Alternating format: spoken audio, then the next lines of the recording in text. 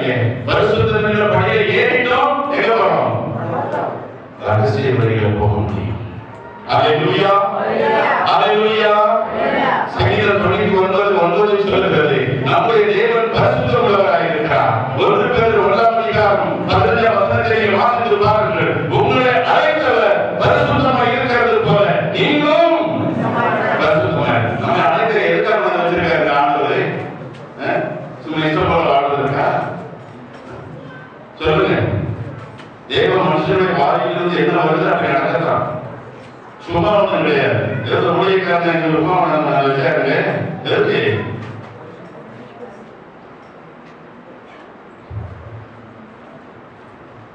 உங்களை அழைத்த தேவன் நீங்களும் நல்ல கவனிச்சுக்கோங்க. இந்த வார்த்தையை உங்க இதயத்தின் பலகையில் எழுதிக் கொள்ளுங்க. உங்களை அழைத்த தேவன், எல்லாரும் சொல்லுங்க, உங்களை அழைத்த தேவன் பரிசுத்தராய் இருக்கிறது போல நீங்களும் பரிசுத்தமாய் இருங்க. நான் சொல்லல, நான் ஒரு பரிசுத்தவான் கிடையாது. என் ஆண்டவரை சொல்வதே பரிசுத்தம். ஒரு சாட்சி பண்ணா உங்களால் சொல்ல முடியும். என் ஆண்டவரை சேர்ந்து இருக்கிறார். தாவீதுடைய சாட்சியை ரொம்ப பிடிக்கும். அவர் சொன்னாரு, கர்த்தரை எப்பொழுதும் நிரப்புவதாக வைத்திருக்கிறார். அவரின் வலது பக்கத்தில் இருக்கிறவரை ஒரு காலம் நீங்க அப்போ 2ஆம் அதிகாரம் 25ஆம் வசனத்தை தயவுசெய்து வாசிங்க. சீக்கிரம் வாசிங்க. நான் கொஞ்ச நேரத்தில் முடிக்கணும். டைம் ஆயிடுச்சு. ப்ளீஸ். அவரை குறித்து தாவீது சொல்றார். நல்லா கேளுங்க. கர்த்தரை எப்பொழுதும் எனக்கு முன்பதாக நான் வைத்திருக்கிறேன். நான் அசைக்கக்கூடாதபடி அவரின் வலது பாரிசத்தில் இருக்கிறார். ஆமா, அவர் வலது பக்கத்தில் இருக்கணும். உங்க பக்கத்துல நம்ம எப்பவுமே நம்ம வலது பக்கத்துல யார் இருக்கணும்? இயேசு இருக்கணும். இதுக்குதான் பிசாசு போட்டி போட்டுக்கிறான். அவன் எங்க வந்து ஆசைப்படாத தெரியுமா? நம்ம வலது பக்கத்துல இருக்கணும். ஈஸியா இடது பக்கத்துல ஏன் வரமாட்டான் தெரியுமா? வலது பக்கத்துல வரணும். ஏன்னா ஆண்டவர் எங்க உட்கார்ந்து இருப்பாரு? வலது பக்கம். வலது பக்கத்துல இருக்கிறவங்க தான் எங்க போக முடியும்? வலது பக்கத்துல இருக்கிறவங்க எங்க போக முடியும்? ஆயிரவசாட்சியில் ஆண்டு செய்ய முடியும். இயேசுவின் ஒளிமுறையில் வந்து இறங்கும் போது வலது பக்கத்துல இருக்கிறவங்க தான் அப்படி சந்தோஷத்துக்குள்ள பிரவேசிக்க முடியும். அதனால பிசாசு என்ன பண்ணுவோம் தெரியுமா? வலது பக்கத்தில் இருப்பதற்கு ஆசைப்படுவோம். அதே சொல்கிறாங்க. யார் இருக்கணும்? சொல்லுங்க. சொல்லவே மாட்டேங்கிறீங்க. சொல்லுங்க. நல்ல நீங்க சொல்றது கரெக்ட் தான். யார் இருக்கணும்? இயேசு இருக்கணும். நிறைய சொல்லுங்க. அவ்வளவு சொல்றாரு. பிசாசு அசைக்கும், சர்வனை அசைக்கும், பாவனை அசைக்கும், நோயை அசைக்கும். எதுக்கு? பிசாசு இருப்பான். ஆனா தாவீது என்ன செய்தார் பாருங்க. எப்பொழுதும் கர்த்தரை எனக்கு முன்பதாக நிறுத்தி அவரையே பார்த்துட்டு இருக்கிறேன். அதுதான் சாட்சி. விசாசம் முன்னெடுத்து வைக்க கூடாது. விசாசம் முன்னெடுத்து என்ன பண்ணுவான்? கோபம், எரிச்சல், பொறாமை, குற்ற உணர்வு எல்லாம் கொடுப்பான். விசாசு வந்து நமக்கு முன்னாடி வச்சிடவே கூடாது. நம்ம விசுவாசிகளை ஒரு காரியத்தை செய்ய, ஒரு தப்பு செய்யறது என்ன தெரியுமா? எப்ப பார்த்தாலும் என்ன சொல்றது? விசாசு சொல்றது இல்லையா? சொல்லவே கூடாது. விசாசுங்கிற வார்த்தையை நீங்க உச்சரிக்கவே உச்சாரி. இருந்து பாருங்க, கர்த்தர் உங்களோட கூட இருப்பாங்க. ஹalleluya. இயேசுன்னு சொல்லுங்க. பிசாசு அவனை நம்ம கூப்பிடுறோம். வா பிசாசு வந்துருவான். நம்ம வேற தானே இல்ல, நீங்க பேசவே மாட்டாங்க. நம்ம பிசாசுன்னு சொன்னா அவன் வரதான் செய்வான். நல்ல கவனிங்க. இயேசுன்னு சொன்னா இயேசு வருவார். பிசாசு வந்தான். பிசாசு என் வீட்டுக்கு வந்தான். சட்டையை மூடிட்டான். இல்ல, நம்ம தான் பிசாசை வான்னு கூப்பிடுறோம். சும்மா கிடக்கிற நாய் போய் காலை எடுத்தா கிடைக்குமா இல்லையா? பிசாசு அவன் போயிட்டு இருக்கான். இவன் சொல்ற பிசாசு என்ன கூடாது, என்ன செய்யணும் செய்யக்கூடாது. என் அன்புக்குரியவர்களே, அழைத்த தேவன் உண்மையுள்ளவராயிருக்கிறார். நல்ல சொல்லுங்கம்மா. ஹalleluya, ஹalleluya. ரொம்ப சோதனைங்களோ எந்த சபையிலும் இப்படி பொறுமையா உட்கார்ந்து இருக்கிற ஜனம் நான் பார்த்தது. 8 மணில இருந்து 6 தானே எப்படி பொறுமையா இருக்கிறது? என்ன முடியாதோ இருந்தாலும் பரலோகத்துக்கு போக முடியும். ஆண்டவரோடு நம்ம கூட இருக்கிறோம். இல்லையா? சொல்லுங்க.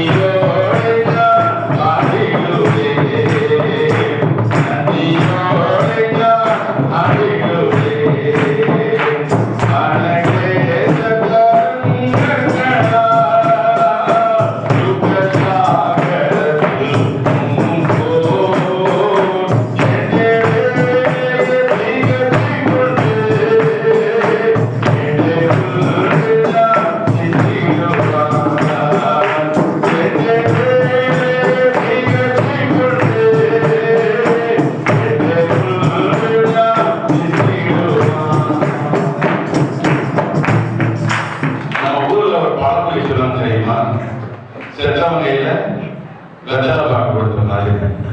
செத்தவங்க கையில் வெத்தலை பாக்கு கொடுத்தா எப்படி இருப்பான்? அவங்க கை அப்படிதான் நம்ம சாப்பிடுறோம். நல்ல சத்தமா கரங்களை தட்டி ஒருத்தரை பார்த்து சிரிச்சு நல்ல சந்தோஷமா ஆண்டவரை தேடுவோம். ஹல்லேலூயா. எல்லாரும் மறுபடியும் பாடும் அந்த பாடும். ஹல்லேலூயா. மனங்களே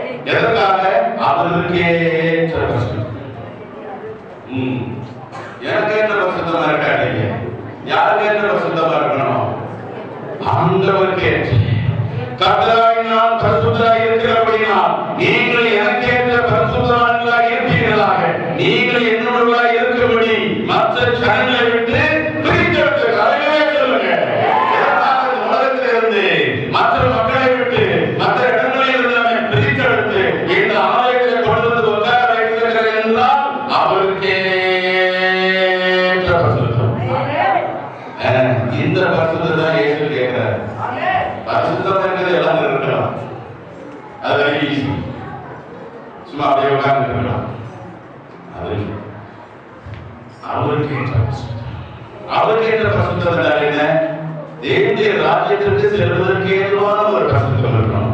அவரோடு சிங்காசனத்தில் உட்கார்ந்திருக்கிற ஒரு பரிசுத்தம் வேணும்.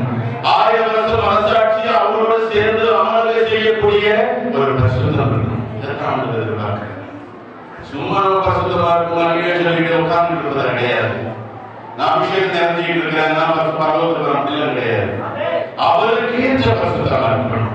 அவரோடு ஆளுகை செய்ய அப்படியே ராஜ்யத்திலே இருக்கத்தக்க பரிசுத்தம் இருக்கணும். அப்படியே வீட்டுல நம்ம இருக்கிற இயேசு கிறிஸ்து வீடு இருக்கு, பரலோகத்துல இருக்கு. அங்கே ஏராளமான மில்லியன் கணக்கான மாளிகை ஆண்டவர் நமக்காக கட்டி வச்சு அவரோட காத்திருக்கிறாரு. அங்க போறதுக்கு அவருக்கு ஏற்ற பரிசுத்தம் அவர் சொல்றேன். நானும் சொல்றேன், இப்ப நானும் அங்கே போனாலும் அவருக்கு ஏற்ற பரிசுத்தமா இருக்கணும். அல்லேலூயா சொல்லுங்க. 1 தெசலோனிக்கேயர் 3ஆம் அதிகாரம் 7ஆம் வசனம் சொல்லுகிறது, நம்மை தேவன் அசுத்தத்திற்கு அல்ல. வாசிங்க 1 தெசலோனிக்கேயர் 3:7. சீக்கிரம் ப்ளீஸ். நானே சொல்கிறேன், தேவன் நம்மை அசுத்தத்திற்கு அல்ல பரிசுத்தத்திற்கு அழைத்திருக்கிறார். எதுக்காக உட்கார வச்சிருக்காரு சொல்லுங்க, சொல்லுங்க, சொல்ல மாட்டீங்களோ? எதுக்காக ஆளுநர் வச்சிருக்காரு? சுத்தம் அடைவதற்கு. ஒவ்வொரு நாளும் பரிசுத்தமாய் காத்துக்கொள்ளணும். 1 தெசலோனிக்கேயர் 5ஆம் அதிகாரம் 23 சொல்கிறது, சமாதானத்தை தேவன் தாமே உங்களை முற்றிலும் பரிசுத்தமாக்குவதாக. இந்த ஆலயத்துக்கு வந்தார்னா ஆண்டவர் என்ன செய்வாரு? முற்றிலும் பரிசுத்தமாக்குவார். கர்த்தருடைய ஊழியக்காரன் உங்களுக்கு கொடுக்கிற வார்த்தைகள் மூலமாக ஆண்டவருடைய பரிசுத்தப்படுத்தி ஆயத்தப்படுத்தி மனவாட்டியாய் மாற்றி மனவாளனுக்கு ஏற்ற ஒரு பரிசுத்தத்தை கொடுத்து அவரோடு உட்கார்கிற அளவுக்கு நம்மை தகுதிப்படுத்தவே ஆண்டவர் இந்த ஆலயத்தில் கொண்டு வச்சிருக்கிறார். சொல்லுங்க, சும்மா ஒண்ணும் கிடையாது. ஆலயத்தில் எவ்வளவு வராதீங்க, எவ்வளவு வரக்கூடாது, பரிசுத்தமா இருக்கணும். அவருடைய பிள்ளைகள் எப்படி அவரை போல வாழ்ந்து காட்டணும். வேதம் சொல்லுகிறது, உங்கள் ஆவி ஆத்துமா சரீரம் முழுவதும் குற்றமற்றதா இருக்கணும். 3 மடங்கு குற்றம் இல்லாமல் ஆவி ஆத்துமா நம்முடைய சரீரம் எப்படி இருக்கணும்? குற்றமற்றதாக இருக்கணும். அல்லேலூயா சொல்லுங்க, அல்லேலூயா சொல்லுங்க. இதற்காக நாம் பரலோகத்துக்கு போவோம். எதற்காக பரிசுத்தம்? எபிரேயர் 12ஆம் அதிகாரம் 28ஆம் வசனத்தை வாசித்து பாருங்க.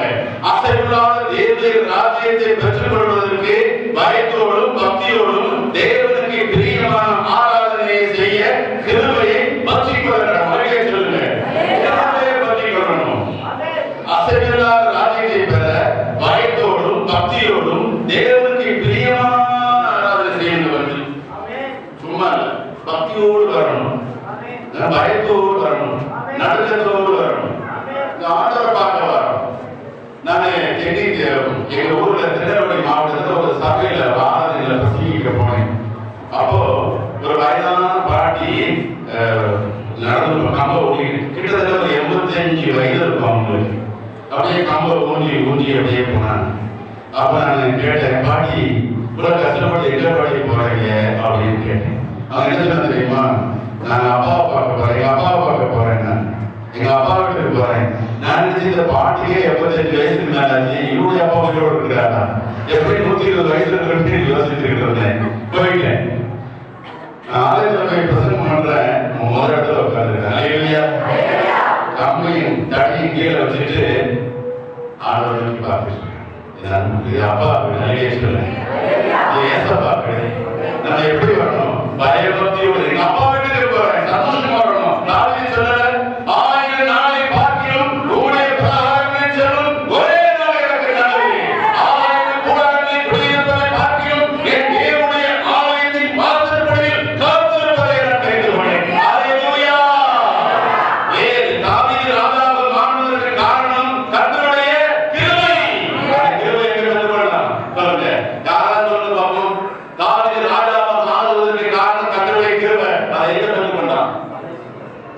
பார்த்தீங்களா? தேவனுடைய ஆலயத்தில் அறிய சொல்லுங்க, என் தேவனுடைய ஆலயத்திலே கர்த்தருடைய கிருபையை சிந்தித்துக் கொண்டிருக்கிறேன். ஆண்கள் நீரோடே வாழ்ந்து கதறது போல என் தேவனுடைய ஆலயத்தை கொஞ்சம் வாழ்ந்து கதறுகிறேன். பார்த்து பாருங்க, தான் சம்பாதிச்சு அத்தனை விட்டு அவனுடைய ஆலயத்தை கொடுத்தான். நம்ம கொடுப்போமா? கொடுப்போமா? ஒரு 2 பேர் கொடுப்பாங்க, கோச்சுக்கிறாருங்க. தாவீது தான் சம்பாதிச்ச அவர் ராஜா எவ்வளவு சம்பாதிச்சு எத்தனை யாருக்கு தான் கொடுத்தான்? ஆண்டவருடைய ஆலயத்துக்கு கொடுத்தான். ஐயோ, ஆண்டவருடைய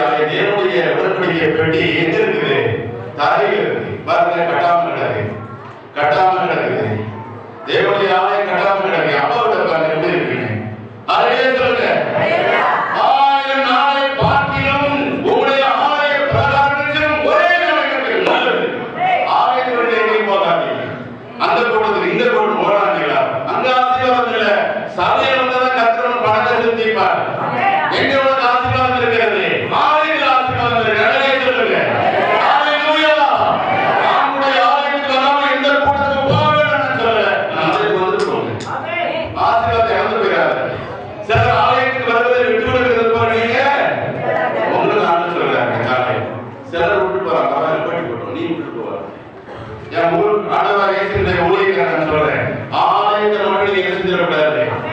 விட்டுட்டு ரெங்கி போக ஆசீர்வாதத்தை இழந்து ஆண்டவர் கணக்கு கேட்போம். வேதம் சொல்றது எதுக்காக வேதத்தில் பூமி வராம கணக்கு கேட்க ஆலயத்துக்கு வராம எங்கேயும் போனா ஆலயக்காரன் பங்கு வராம ஆலயத்தோட ஆண்டவருடைய காரியம் இருக்குது. நம்முடைய காரியம் இயேசுவோடைய காரியத்தை நம்ம கவனிக்காம வேற இடத்துக்கு ஓடக்கூடாது. கோச்சிக்கிறாரு.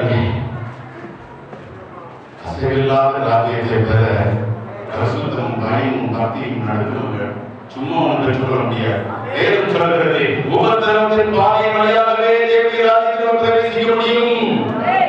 சந்தோஷம் மகிழ்ச்சி தேவராஜ்யத்தில் கொண்டு போவார். உபத்திரவத்தின் பாதையிலே நம்ம இயேசுவோடு நடக்க வேண்டும். பொறுமையோடு நடக்கணும். விசுவாசத்தை நோக்கணும். இயேசு கிறிஸ்துவை நோக்கி பொறுமையோடு ஓடணும். பொறுமை வேண்டும் நமக்கு. ஆண்டவரை ஊழியத்தை செய்ய ஆண்டவர் ராஜ்யத்தில் போகிற எவ்வளவு பல சோதனைகளும் பிசாசு தடவணும். பல போராட்டங்களை கொடுப்பான். யுத்தங்களை கொடுப்பான். தட்டுகளை கொடுப்பான். ஆட்டுவாதங்களை கொடுப்பான். பிரச்சனைகளை கொடுப்பான். போராட்டத்தை கொடுப்பான். அசுத்தத்தை கொடுப்பான். இச்சைகளை கொடுப்பான். சினிமா படம் பார்த்து நம்ம சந்தோஷமா தான் இருக்கும். எல்லோரும் போவோம். நரகத்துக்கு கொண்டு போவோம். நிச்சயமா கண்கள் இச்சைதான் பெரிய பாவம் தெரியுமா உலகத்திலே விபச்சாரம். இரண்டாவது விற்கிறாரா ரெண்டு தான் மன்னிக்க முடியாத ஒரு பாவம். இதான் நரகத்துக்கு எடுத்துட்டு போவோம். விபச்சாரம் நல்ல விபச்சாரம் இன்னொரு விற்கிற ஆராதனை. இந்த ரெண்டு தான் விபச்சாரத்தை எல்லாம் கண்கள் இச்சை. கண்ணுதான் பாவத்தை கொண்டு வரும். அசுத்தத்தை கொண்டு வரும். பிசாசத்தை கொண்டு வரும். என் அன்பு பிரியவர்களே பரிசுத்தமான தேவனுடைய ராஜ்யத்தை கொண்டு செல்லும் என்பதை மறந்து போகக்கூடாது. 1:2 அப்படி சொல்கிறது. கண்கள் இச்சை, மாம்சத்தின் இச்சை, ஜீவத்தின் பெருமை இதெல்லாம் தேவனுடைய ராஜ்யத்திற்கு கொண்டு போகாது. என் அன்பு பிரியவர்களே பரிசுத்தம் கொண்டு போகும் முடியும். வெளிப்பட்டது 21ஆம் அதிகாரம் 27ஆம் வசனத்தை வாசித்து பாருங்க. தீர்ப்புகளை வாசிங்க சீக்கிரம்.